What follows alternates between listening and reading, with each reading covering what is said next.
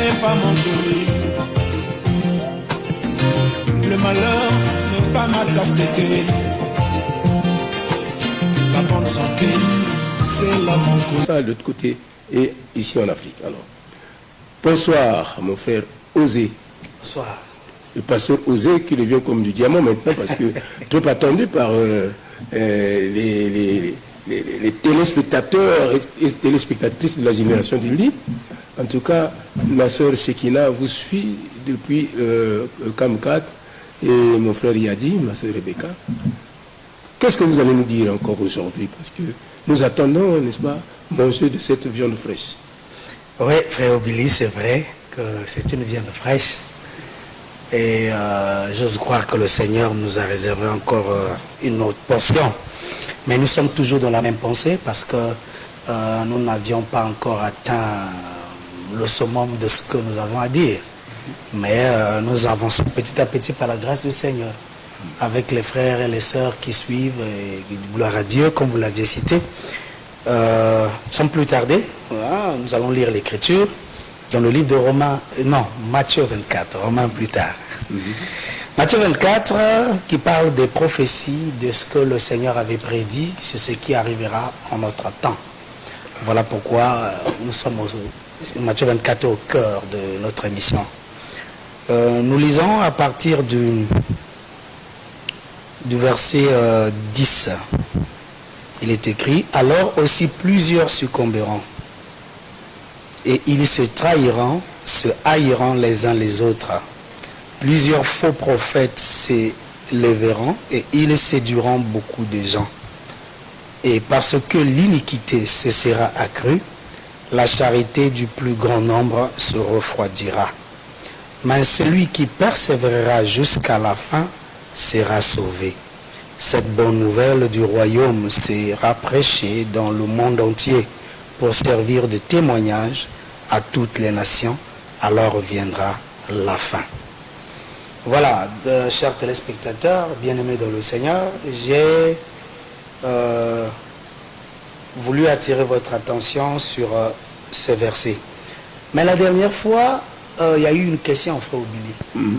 Le frère qui avait posé la question au sujet du mariage, dont nous avions juste brossé par faute de temps. J'aimerais commencer par là, afin de tirer un peu sur notre pensée. Au fait, il est évident que quand Dieu créa, il créa l'homme et la femme. Quand vous lisez les textes hébraïques, dans les textes hébraïques, il est écrit que Dieu créa l'homme. Il le créa mâle et femelle. La première création parle de l'être humain que Dieu crée, qui est mâle et femelle. Donc, il créa un seul être, mais en lui, il y a deux dimensions. La dimension masculine et la dimension féminine. Donc, après qu'il ait créé ainsi, au fait, nous parlons de la création de l'âme, au fait. D'abord, quand Dieu crée l'homme pour la première fois, c'est l'âme qu'il a créé. Il n'y avait pas de corps. C'est la création. Voilà. Quand il crée l'homme, il le crée mâle et femelle. Cette âme-là a la dimension masculine et féminine. Une seule âme. Voilà pourquoi, quand il créa maintenant le corps de Adam, et lorsqu'il le souffla, il mit là à l'intérieur de ce corps la dimension masculine de l'âme. Donc il a séparé l'âme en deux. Donc il y a un chaînon manquant, comme on peut dire. Une autre partie de l'âme qui manque. Maintenant, l'autre part, quand Adam fait son entrée dans ce monde, dans un corps de chair, il constate qu'il est seul. Mais il sait que lorsqu'il fut créé, il n'était pas seul. On les a créés les deux au même moment. Voilà pourquoi je vais poser la question à tous ces polygames qui prétendent nous casser le tampon avec les histoires à dormir debout, que 2 femmes, 6 femmes, 7 femmes. Quand Dieu créa l'âme, le premier jour qu'il crée l'homme, quoique c'est le 6e jour, il crée l'homme, la première phase, l'âme là. C'est pour ça qu'il parle de retour au commencement.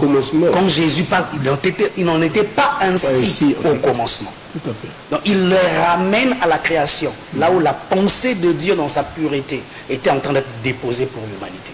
Il montre une âme qui a deux dimensions, mâle et femelle. Voilà pourquoi on parle de l'âme sœur, donc la moitié de ton âme. Ainsi, les Juifs disent que tu n'es pas au complet. L'homme ne peut pas devenir homme aussi longtemps qu'il n'a pas encore retrouvé cette moitié. Voilà pourquoi le mariage est une union sacrée. Ce n'est pas quelque chose de jouer avec. Plusieurs prennent le mariage comme un jouet, mais en réalité, ou un jeu, hein, mais en réalité, le mariage est un cercle qui permet à l'homme et à la femme de se découvrir. Je ne peux pas voir qui je suis vraiment, mes vrais défauts, sans ma femme. Car ma femme, c'est le miroir de ce que je suis. Et je suis le miroir de ma femme. Donc si ma femme veut voir ses défauts, c'est par moi qu'elle verra ça. Donc voilà pourquoi Jacques qui dit, vous regardez sur le miroir et vous oubliez ce que vous aviez vu. Vous comprenez? Or, s'il y a trop de tensions dans les ménages, c'est parce que l'homme ne supporte pas le visage qui se révèle pendant qu'il est avec sa femme. Vous comprenez? Voilà pourquoi il y a des tensions chez les hommes. Maintenant, la femme aussi, elle ne supporte pas trop. Pourquoi? Parce que elle voit, l'homme devient un miroir, là où elle voit ses défauts. C'est pour ça que Dieu les a mis ensemble. C'est pour en fait se construire, s'entraider. Le mot hébreu, quand on traduit le mot hébreu qui parle que je te ferai une aide, la mauvaise traduction de toutes nos versions bibliques dit une aide semblable à lui. Mais la vraie traduction hébraïque, quand je lis l'hébreu, je vais là, il est écrit une aide contre lui, pas semblable à lui. Contre, pas dans le sens de le vouloir te tuer, c'est-à-dire à l'opposé de ce que tu es. C'est dans ce sens-là que l'hébreu parle de ça. Donc il te fait remarquer déjà l'être qui est à tes côtés et à ton opposé. C'est pour que, quand tu veux dépasser les limites, que tu sens qu'elle te montre que, hey, arrête-toi par là. Quand elle aussi veut te dépasser, toi tu es le miroir qui montre, hey, arrête-toi par là. Ça se joue qu'entre deux êtres, dans un corps de chair. Une seule âme que Dieu divise, on prend la partie masculine, met dans le corps là, masculin, prend la partie féminine et met dans le corps féminin. Et les deux se retrouvent dans un foyer. C'est là où il dit, ils deviendront une seule chair. Vous comprenez, Frère Billy? Quand les deux deviennent une, le mariage les rapproche. Le célibat les éloigne. Le mariage les rapproche. Ne suivez pas le mariage de la télé. C'est du n'importe quoi. C'est des trucs qui n'ont ni tête ni queue. Ces foyers bizarres là.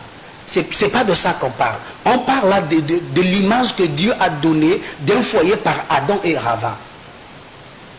Donc c'est là. Donc vous voyez une femme qui est à sa place, qui n'a pas le temps d'injurier la belle famille.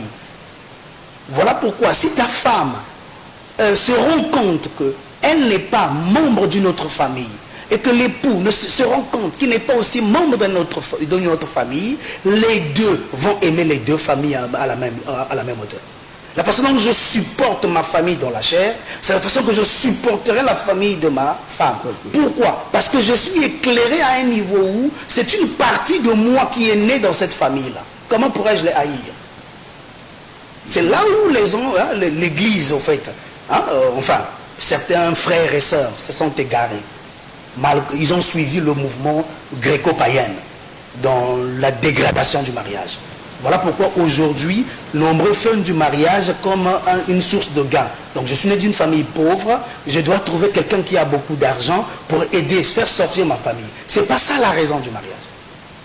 Je dois chercher une femme qui est belle pour niquer mes amis. Ce n'est pas ça la raison du mariage. La raison du mariage, il faut retrouver ta moitié. Vous comprenez, Frère Billy? Oui, oui. Donc, quand tu as la recherche de ta moitié, si elle est tombée, l'autre moitié de toi est tombée dans un petit corps, elle est courte de taille, hein, et parfois même elle est bossue. Quelqu'un qui a la vision parfaite, qui retrouve là sa femme, quelle que soit la forme du corps qu'elle porte, le plus important c'est celui qui est à l'intérieur. qui viendra compléter dans sa marche, l'aider à voir le mal qui se cache en lui pour qu'il l'en change. Qui a déjà injurié un miroir, frère Obili? Tu l'as déjà fait? Comment ça, injurier un miroir? Ça, c'est déjà une folie. Quand tu es devant un miroir, qu'est-ce que ça te fait? Ça te montre, ça dit qu'il y a le reflet. Voilà. Il y a le reflet. Et tu vois ce qu'il faut enlever dans ton reflet, n'est-ce pas? Est-ce que tu te fâches? Non, non. Non, non.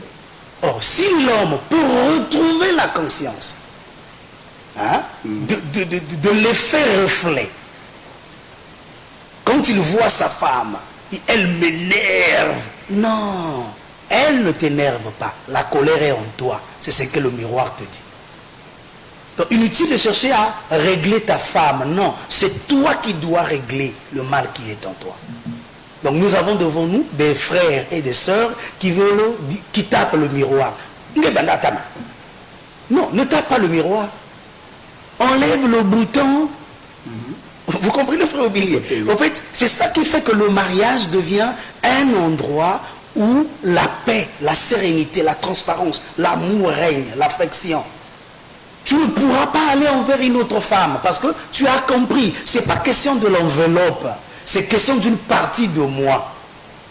Frère Obili, aujourd'hui, tu es en train de marcher. Et j'ai posé une question à un frère qui m'avait dit, oh homme de Dieu, je trouve que ma femme là, vraiment elle m'emmerde, elle a maintenant un défaut, je trouve que ça ne va plus. Je lui ai posé juste une question, renversant un peu la situation.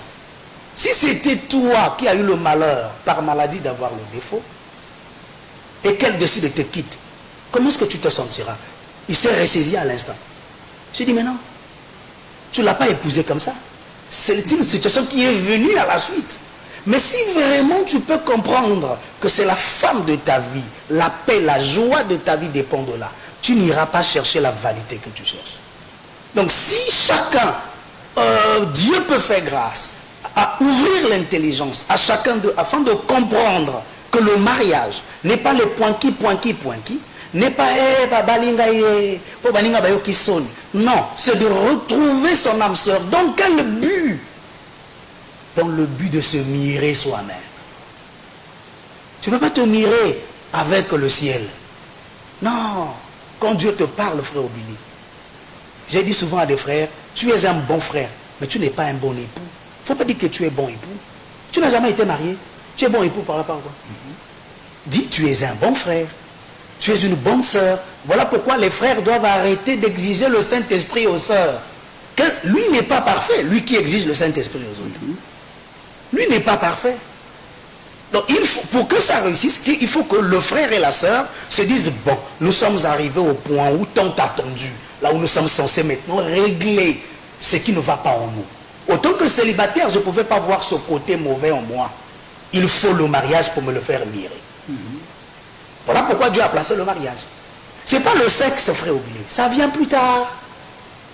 Donc nombreux se marient par le désir du sexe. Ils se cachent derrière un verset. Paul a dit que celui qui brûle la case est marié. Écoute, frère, si ce n'est que pour ça, on est les animaux. Parce que les chiens couchent avec n'importe qui. Or, Dieu nous fait remarquer que notre lien est au-dessus de tous les liens du mariage.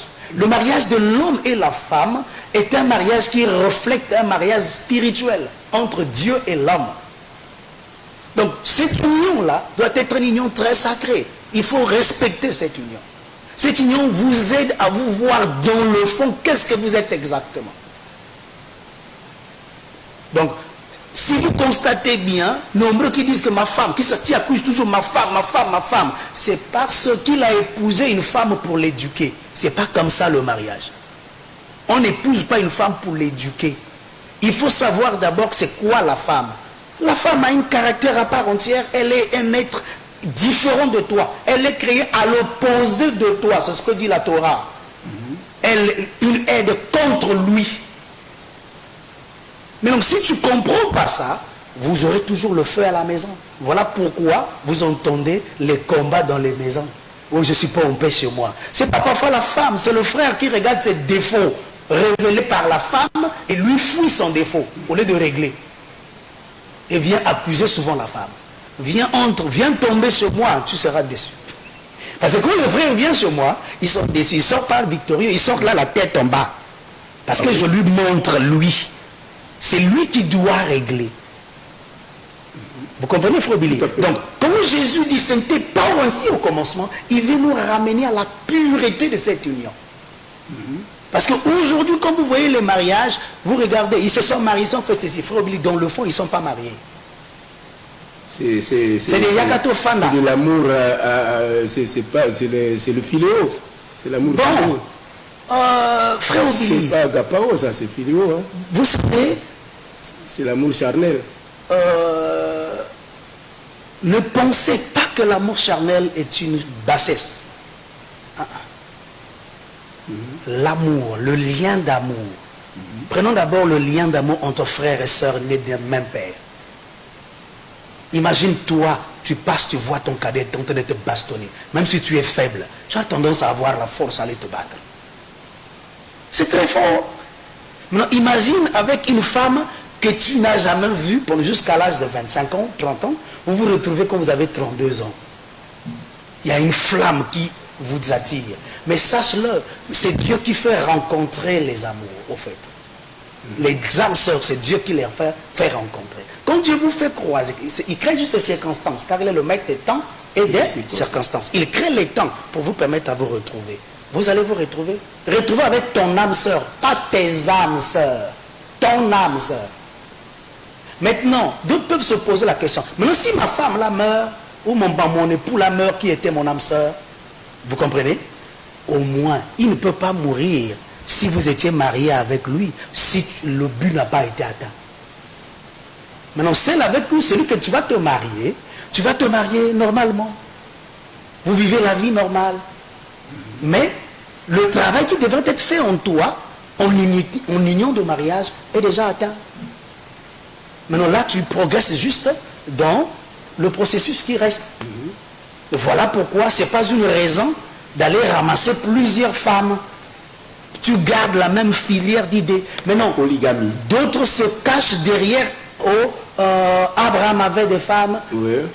l'autre avait David, un tel. Mais attends, pourquoi vous prenez que eux? Est-ce que Isaac avait combien de femmes? C'est un patriarche avec une seule. Il n'a pas eu deux. Joseph en a eu combien? Une seule. Moïse en a eu combien? Une seule. Il n'était pas polygame. Regardez le niveau de Moïse. Il pouvait ramasser, mais il est resté avec une seule. Maintenant, quand on veut parler d'Abraham, posons-nous la question. Tout le temps que Abraham est resté avec Sarah, sa rivale c'était qui? Sarah n'a jamais eu de rivale. Les gens se trompent. Agar est une servante, ce n'est pas la femme d'Abraham. Abraham n'est pas allé vers Agar. C'est Sarah qui envoya Abraham vers Agar. Il y a une différence. Donc, cette histoire de polygamie est une saleté absolue. Il n'y a que Biloussi, il n'y a que Nganzi. Il ne faut même pas perdre du temps en en parler. C'est juste, quand vous regardez très bien, quand vous tirez un peu, la parole doit se marier dans tous les continents. Prenez cette saleté de marier 4, 6, 7 femmes. Il y a des pays où on va te tuer. Parce que ça ne rentre pas, ça n'a ni tête ni queue, ça n'a pas de sens. Déjà présentement, quand tu vas en Europe et que tu vas parler polygamie, si les Européennes vont poser la question, il est de quel pays celui-là? Dès qu'on dit il vient du Congo, lequel? RDC, oh oui. Brazzaville, oh oui. Oh, on savait, c'est normal. C'est pourquoi? Parce que les païens de ces deux pays-là, c'est des coureurs de jupons. Donc, elles ne seront pas surpris de constater que même les soi-disant hommes de Dieu soient des coureurs de jupons qui se cachent derrière un truc appelé polygamie. Donc, dans le fond, frère Obili, c'est une saleté. Ainsi, l'Église doit sortir de ces pratiques bizarres, car ça n'a pas sa place dans la parole. Aujourd'hui, là où nous parlons, si Abraham a eu encore d'autres femmes après la mort de Sarah, c'est normal, parce que sa femme était partie. Il devrait continuer la vie. Mais ça ne fait pas de lui qu'il montre la polygamie faux. Tous les patriarches qui ont eu 2, 3, 4 femmes, regardent bien leur vie. Ils étaient en train de construire la nation. Pasteur Rosé, on peut revenir.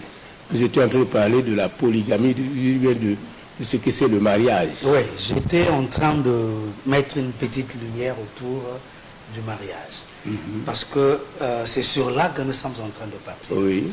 Parce que si j'ai introduit cet élan de mariage, C'est parce que l'Écriture dit dans Matthieu 24 à partir du verset 12, et parce que l'iniquité cessera accrue, la charité du plus grand nombre se refroidira.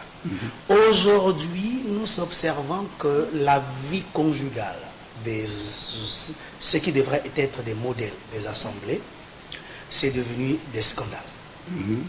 Pourquoi des scandales? Parce que, je ne sais pas par quel moustique, chacun d'eux est allé ramasser cette histoire de voir une deuxième femme, quatrième femme, 12e femme, soi-disant et tout. Ou d'autres, c'est faire la chasse dans les assemblées. Toutes les sœurs, ce sont ces petits ondines, ou dans les quartiers, dans ça et là. Et automatiquement, le peuple qui les prenait pour des modèles sont choqués et brisés. Leur détermination, leur consécration, leur façon d'appréhender les choses de Dieu subit un coup. Pourquoi? Parce que ceux qu'ils prenaient pour modèles ont failli, n'ont plus cette conscience d'être des modèles, des leaders. Ainsi, nous retrouvons que l'Écriture s'accomplit, la charité du plus grand homme se refroidira. L'un des éléments qui amène que la charité du plus grand homme se refroidisse, c'est l'iniquité qui sera accrue. Maintenant, c'est quoi l'iniquité? L'iniquité, c'est quelqu'un qui connaît la vérité et qui fait le contraire. L'iniquité. Ben oui. Donc, tu connais la vérité, que je suis censé être un modèle dans la marche pour plusieurs. Vous comprenez? Oui. Et tu décides de vivre contrairement à ça. Mais c'est pas comme ça que c'est enseigné, hein, l'histoire de l'iniquité. Là. Ben oui, mon frère. L'iniquité, c'est quelqu'un qui connaît le bien, mais qui fait le contraire du bien. Donc, il parle de quelque chose de bien, comme on dit souvent. C'est un homme unique qui parle comme ça. Un vrai serviteur de Dieu dira, ma vie et la parole sont un. Vous comprenez? Paul dit ceci, je ne veux pas être jeté dehors après avoir prêché aux autres.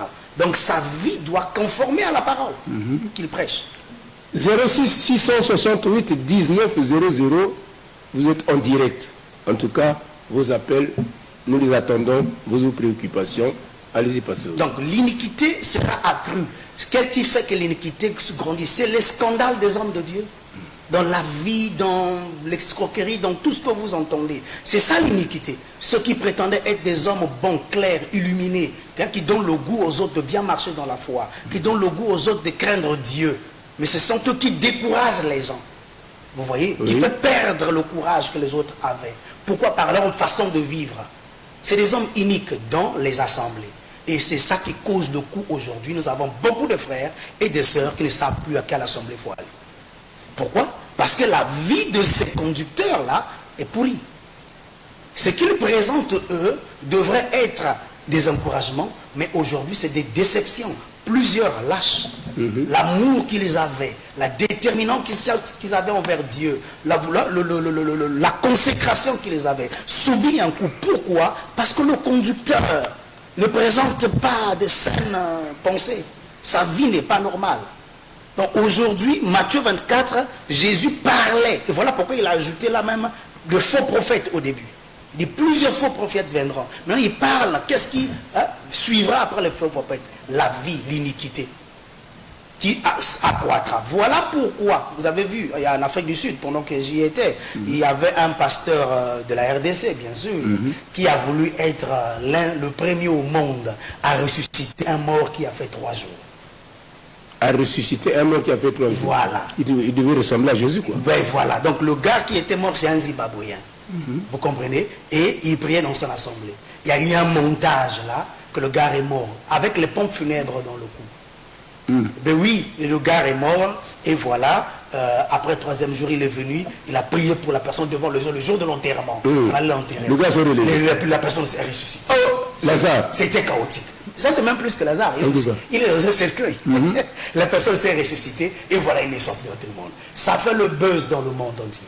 Et le gouvernement sud-africain, choqué, KO, disent, ah, ça c'est compliqué. Et puisque ce n'est pas un pays comme, vous comprenez, ils ont voulu comprendre les vrais journalistes ont descendu sur le terrain, les chasseurs d'informations, pour trouver exactement les vraies bases de cette chose. Et on a fini par découvrir que c'était un montage.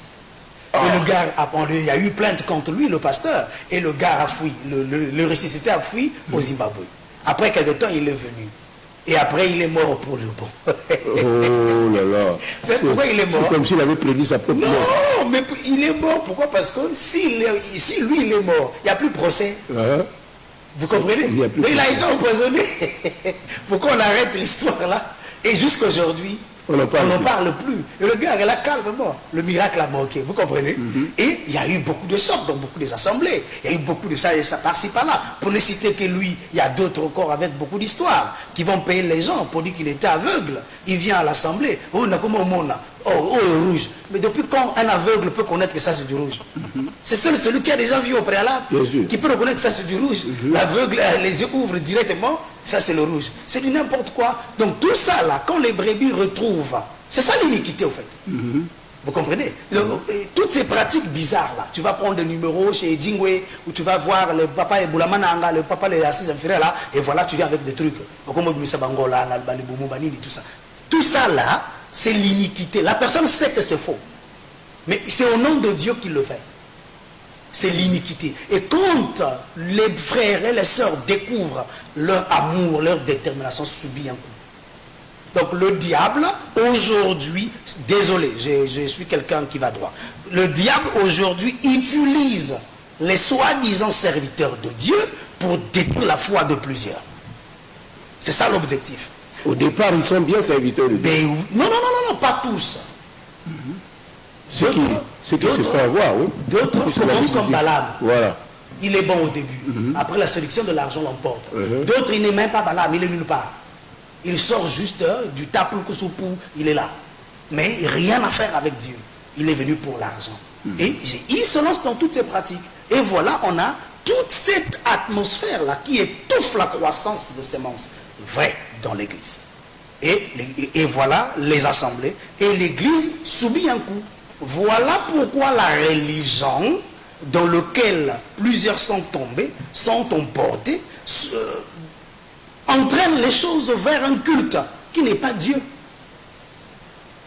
Donc dans le fond, c'est là où vous retrouvez tous ceux qui sont dans cette religion, cette histoire de christianisme là, le truc catholique là. Parce que quand on parle chrétien, il faut oublier qu'on ne te trompe pas. Quand on parle chrétien, c'est le catholique qu'on parle. Donc tous ceux qui se disent chrétiens là, c'est des catholiques. Mais ils ne se rendent pas compte. Ils disent non, moi je suis de l'église de réveil. Non, tu es catholique. Voilà pourquoi le pape avait le droit de dire ce jour-là que toute la terre est catholique. Parce qu'il croit dans le dogme posé par l'église catholique. Et voilà. Donc vous retrouvez aujourd'hui, il y a un truc bizarre, Frère Billy. Quelqu'un qui commence à chanter, surtout dans nos deux Congos là. Il commence à chanter à peine hier, il a eu du succès, premier album, deuxième, troisième album. Après, Tapu Kusupu, il devient pasteur. Homme de Dieu, il a maintenant une assemblée. Ça a commencé par la chanson. Donc le don là, ça fonctionne que comme ça ici en Afrique centrale, et en particulier entre les deux Congos. J'ai retrouvé des grands musiciens américains qui chantent très bien le gospel, et des grands musiciens anglais qui chantent très bien le gospel. Ils n'ont jamais fait ce genre de choses. Mais pourquoi ce grain de sable là? C'est dû à quoi alors? Mais c'est la fin. Comme disent les Kinwanzala, ça tout. Dans le but de voir toujours quelque part là où l'argent rentre. C'est tout. Il n'y a rien d'autre qui leur tourne la tête, mon frère Obi.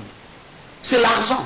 On supprimait l'argent dans ces assemblées-là. Personne ne va s'hasarder. Donc si la musique est simbité, donc, Nakachamwa, Boro, Lokolamwa, Mate, moi, Lingoma Mokoboye, la récolta. C'est tout. Mais dans le fond, chacun, c'est-à-dire, c'est dans cette religion-là, là où il y a toute cette saleté-là. Donc, nous prions le Seigneur vraiment, que chacun comprenne, qu'ils essaient de voir dans le fond que l'Église a une mission. Et la mission de l'Église, c'est de marcher dans la droiture pour faire des disciples qui vont présenter tous les caractères que produit la parole dans l'homme. Si l'homme était mauvais, il devient normal. Si l'homme était un peu perturbé, il devient normal. Pourquoi? Parce que Dieu agit, Dieu travaille. C'est ça le but de l'église. Quand Jésus dit, je bâtirai mon église sur la vérité de qui je suis. C'est pour que ceux qui font partie de l'église fassent de la volonté de Dieu l'objet de leur investigation. Et non, ils viennent tous les jours à l'assemblée avec des charges. Seigneur, on en a pour ça pour Dieu, j'ai besoin de ceci. Seigneur, j'ai besoin de ça. Seigneur, moi, ça, il faut arranger. Seigneur, moi... Mais à quand? Ça serait Dieu qui te dira, fais ceci pour ma volonté. Parce que Jésus dit, venez à moi, vous qui êtes fatigués, je vous donnerai du repos. Mais après, il dit ceci. Et je vous donnerai mon fardeau, comme mon fardeau est doux et léger. Mais à quel moment il te donnera son fardeau doux et léger? Toi, tu as tout à dire tous les jours. Tu n'as que toi. Tu ne vois que toi. Tout est centré. C'est ça la religion. Tout est centré autour de Dieu, notre serviteur. Pas que l'humain sert Dieu. C'est la religion. Or, dans la vie du disciple, c'est pas comme ça. Le disciple est conscient qu'il y a une volonté que le maître veut que je puisse poursuivre. Et c'est sur ça que Pierre disait, nous avions tout quitté. C'était pour une volonté. Mais aujourd'hui, au lieu que le frère, le fils et les filles de Dieu regardent ce qu'ils doivent renoncer, abandonner pour l'amour de Dieu, non, ils regardent ce qu'ils veulent que Dieu fasse pour eux. Et ils viennent dans les assemblées, dans tous ces endroits, ce n'est que pour ça. Mais oui, c'est normal, parce qu'il n'y a que des prédications aussi concentrées sur cette façon de faire, qui ne montrent que l'argent, le matériel, ce que l'homme veut, mais qui ne montrent pas ce que Dieu veut de l'homme, ce que Dieu attend de l'homme. Or, Jésus, il est écrit, j'ai pour vous des projets de paix, de bonheur et non de malheur. S'il a des projets, alors, donc tu vas te lancer pour découvrir qu'est-ce qu'il y a de bon dans ces projets de Dieu. Quelle est la volonté de Dieu te concernant? Jésus a bien dit, lorsque vous priez, dites que notre Père qui est aux cieux, que ton règne vienne et que ta volonté soit faite. Bon, à quel moment la volonté de Dieu se fera dans ta vie? La volonté de Dieu dans ta vie, c'est pas que tu ailles te marier, ça c'est trop éphémère. La volonté de Dieu, c'est lié sur des choses qui demeurent.